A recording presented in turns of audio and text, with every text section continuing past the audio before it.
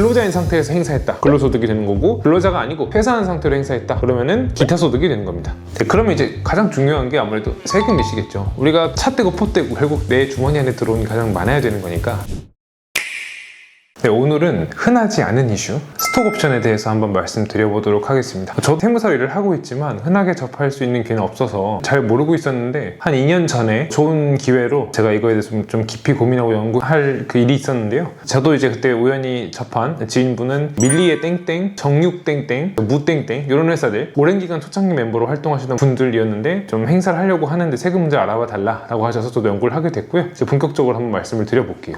이 스톡옵션 되게 이제 좀 생소한데요, 단어가. 스톡옵션을 말 그대로 주식 옵션입니다. 이거를 이제 한국말로 조금 풀어서 설명하면은 주식 매수 선택권이라고 하는 건데, 기업에 엄청나게 기여를 하는 분들에게 그 기업의 대표나 주주들이 이 사람은 정말 기업에 아주 큰 기여를 했다라고 해서 주식을 살 수 있는 권리를 주는 겁니다. 근데 이제 주식을 살 수 있는 권리를 주면서 살 수 있는 가액을 정해주죠. 보통은 그거를 싸게 줍니다. 그렇기 때문에 기업의 어떤 직원이나 임원분들은 이 스톡옵션을 부여받으면 나중에 내가 행사에서 시장에만 팔아도 엄청난 시세 차익을 누릴 수 있죠. 보통 그래서 나 급여는 됐고 스톡옵션 많이 달라 이런 식으로 많이 요청을 하면서 처음에 스타트업을 많이 시작을 하시죠. 그러면은 스톡옵션을 어떻게 행사하느냐, 일반적으로 스톡옵션은 부여만 된다고 끝이 아닙니다. 그러니까 이 사람이 실제로 일을 하면서 스톡옵션을 행사하려면 여러 가지 요건들, 조건들이 많아요. 예컨대 뭐 기술개발 담당으로서 5년 이상 근무해야 된다, 뭐 이런 식으로 조건을 준다거나 5년 이상 근무하고 뭐 실적도 얼마 정도 충족해야 된다, 이런 식으로 아주 디테일하게 조건들을 설정하는 경우가 많습니다. 이제 대표적으로는 근무기간 요건을 많이 부여하는 것 같아요. 부여일로부터 5년 이상, 3년 이상, 2년 이상 근무해야 된다, 이런 식으로 많이 부여를 하는 것 같고요. 그리고 이제 행사 가능 기간이 있습니다. 무슨 말이냐면은 내가 22년에 입사해서 당신께서 3년 정도 우리 회사를 일해주시면은 스톡옵션을 행사할 수 있는 권리를 드리겠습니다. 대신 25년부터 행사할 수 있는데 27년 안에는 행사해 주셔야 합니다, 이런 식으로 기한을 정해놓고 있어요. 내가 25년까지 근무를 하신다라고 하시면은 그 이후부터는 행사하고 말고는 나의 선택이죠. 만약에 내가 하기 싫으면 행사 안 해도 되는 거고, 그리고 행사하고 싶으면은 그 27년 안에 행사하시면 되는 겁니다. 보통 이렇게 행사할 수 있는 기간 자체가 정해져 있을 경우가 대부분입니다. 그러면 이제 가장 중요한 게 아무래도 세금이시겠죠. 우리가 차 떼고 포 떼고 결국 내 주머니 안에 들어오는 게 가장 많아야 되는 거니까, 스톡옵션은 크게 이제 소득급은 두 가지로 해서 분류가 되는데요. 모두 다 종합소득세 분류 안에 있는데, 하나는 우리가 근로소득으로 분류가 될 수 있고요. 또 한 가지 경우에는 기타소득으로 분류가 될 수 있습니다. 근로소득은 다들 아시겠지만 근로자로서 내가 급여받으면 그게 다 근로소득이 되는 거고요. 기타소득은 말 그대로 이 외에 기타 등등 할 때 그 기타소득입니다. 그래서 내가 이게 어떻게 분류하냐면, 직장인으로서 재직하고 있는 순간에 스톡옵션을 행사해서 이익이 생기는 경우, 예컨대 내가 A라는 회사에 근무하고 있다고 한번 가정해 보겠습니다. 내가 계속 A 회사에 근무하면서 A 회사의 스톡옵션을 행사했어요. 그러면은 나는 계속 여기서 근로자니까 이걸 근로소득으로 보아 과세를 합니다. 근데 내가 A 회사에서는 퇴사했어, 내후년까지만 행사하면 된다라고 이제 계약 조건이 되어 있는 경우예요. 그런 경우에는 내가 내후년에 행사할 수도 있는 거잖아요. 그 회사가 더 잘 돼가지고. 그런 경우에는 근로자가 아닌 상태에서 행사했기 때문에 기타소득으로 분류가 됩니다. 그래서 우리가 근로자인 상태에서 행사했다, 근로소득이 되는 거고, 근로자가 아니고 퇴사한 상태로 행사했다, 그러면은 기타소득이 되는 겁니다.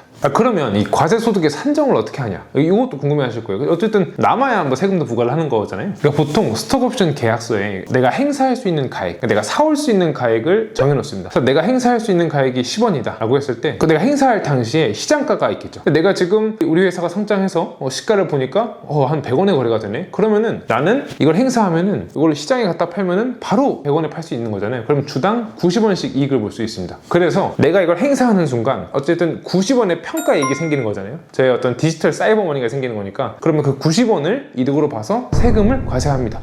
그거를 네네. 현금화하지 않아? 네네, 맞습니다. 세금이 부과가 내가 집을 팔지 않았는데도 세금을 부과하는 것 같은 느낌이에요. 그러니까 내가 주식을 팔지 않았지만 어쨌든 행사하는 순간 나는 10원을 주고 100원짜리가 생긴 거니까, 그럼 그 90원은 당신의 이득이라고 해서 그 순간에 즉시 과세합니다.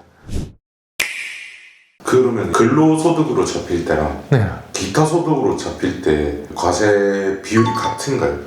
너무 좋은 질문이죠. 너무 좋은 질문. 제가 말씀드리려고 했는데요. 보통 뭐가 유리하냐, 우리가 기타 소득은 특이한 게 의제 필요경비라는 제도가 있습니다. 이게 뭔 말이냐면, 이 소득을 벌기 위해서 얼마나 썼는지 모르겠고 대충 이 정도는 비용 썼겠지 인정해주는 제도가 있어요. 그래서 보통 우리가 어떤 강연을 하거나 일시적으로 뭐 인력을 도우러 가거나 하면은 보통 소득의 60%를 인정해줘요. 그러니까 무슨 말이냐면, 내가 200만 원을 소득을 벌었을 때 한 60%, 120만 원은 필요경비로 인정을 그냥 해줍니다. 그러면은 내 소득은 순소득은 80만 원이겠죠. 거기에 대해 세금을 부과하는데 문제는 스톡옵션 행사로 인해 발생한 이익이 기타 소득으로 분류가 되는 경우에 이때는 필요금을 하나도 인정해 주지 않아요. 그냥 행사한 그 가액 그대로 다 세금이 부과됩니다. 근데 근로소득 같은 경우에는 정말 각종 공제가 엄청 많습니다. 뭐 근로소득 공제, 다양한 연말정산 공제들이 있죠. 소득공제, 세액공제부터 해서. 그러면은 우리가 공제가 많은 그런 소득으로 분류를 하면은 다른 소득과 이렇게 희석돼가지고 조금 세부담은 얕아지겠죠. 그래서 물론 이제 내 실제로 연봉이 얼마냐 이런 걸 좀 비교를 해봐야 되겠지만은 이렇게 연봉이 그렇게 높지 않다라고 한다면은 근로소득으로 분류해서 과세를 받는 게 조금 유리할 수 있습니다. 그리고 이거를 만약에 가능하다면 한 해에 다 해버리면은 그 근로소득도 보통 누진세율 구간이잖아요. 해마다 나눠서 행사하면은 조금 그 수익을 누적하지 않고 이렇게 평탄화할 수 있겠죠. 그러면은 좀 낮은 세율 적용받을 수 있으니까 훨씬 더 세부담이 가볍습니다.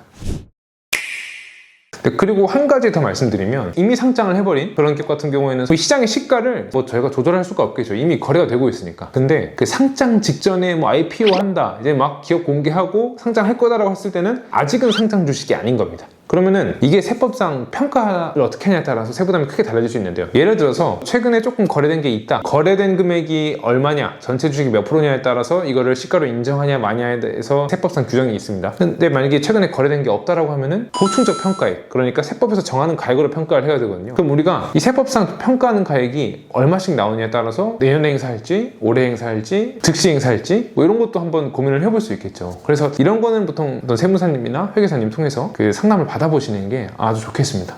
그리고 제가 이제 앞부분에서 말씀드렸는데 행사하는 순간 실제로 팔지는 않았지만 이익이 발생한 건 맞으니 그 즉시 과세한다고 말씀드렸는데요. 이게 그러면은 미실현 소득에 대해서 과세하는 거기 때문에 당장 내가 현금이 들어온 건 아니라서 오히려 현금이 지출이 있었죠. 지출을 했으니까. 그럼 굉장히 납세자 입장에서는 부담일 수 있는데요. 요거를 조금 봐주는 제도들이 있습니다. 우리가 조세특례제한법 16조의 2, 16조의 3, 16조의 4에 각각 어떤 것들이 있냐면요. 연간 행사이익이 2억 원, 그러니까 행사가와 시가의 차익이 2억 원에 미달하면 그 비과세 제도가 있고, 이 소득세 내가 아직 팔지 않았잖아요. 요거를 5년 동안 분할 납부할 수 있는 특례 규정이 있습니다. 그리고 행사 시점에 소득세를 즉시 낼 건지 아니면은 요걸 조금 이연해서 내가 주식 팔면 되겠다 이런 식으로 신청을 할 수 있는데, 요게 요건들이 되게 까다롭습니다. 보통은 이제 기업 공개할 정도의 고회사들이면은 미리 이제 회계사님들이나 이런 분들이 다 세팅해 놓으셔가지고 다 거의 적용은 되실 거예요. 되실 건데 나는 당연히 될 거라고 생각하시는 분들이 계시니까 요거는 한번 상담 받아보시고 검토를 받아보시는 게 아주 좋을 것 같습니다. 근데 이 특례들 중에서 결국 비과세도 가장 좋겠죠. 어쨌든 세금을 나눠서 내는 거나 밀어주는 거는 내 세금이 없어지는 건 아니잖아요. 그러니까 이 과세 이연 특례 제도를 적용할 수 있으면 최대한 이런 혜택을 꼼꼼히 챙겨 드시는 게 좋겠습니다. 네, 그래서 조금 정리하자면 스톡옵션 같은 경우에는 근로소득 또는 기타 소득으로 분류될 수가 있는데요. 단순히 세부담 최소화 측면에서 봤을 때 연봉이 그리 높지 않다라고 하면은 근로소득 형태로 행사하시는 게, 그러니까 내가 재직하고 있을 때 행사하시는 게 유리하다고 생각하고요. 그리고 최대한 나눠서 행사할 수 있으면 나눠서 행사하시는 게 가장 좋겠습니다. 그리고 이런 비과세, 분할 납부, 과세 이연 제도들은 활용하는 게 가장 좋고요. 비상장 주식 같은 경우에는 시가가 얼마냐를 요거를 잘 활용해서 우리가 조금 세부담을 크게 낮출 수 있으니까 그런 거는 이제 뭐 주변에 세무 전문가랑 한번, 요거는 많이 다루는 분야가 아니다 보니까 꼭 요거는 다루는 분들을 통해서 꼼꼼히 상담 받아보시고 진행하시면은 이익도 많이 보고 세금도 절세할 수 있는 그런 기회로 활용하실 수 있겠습니다.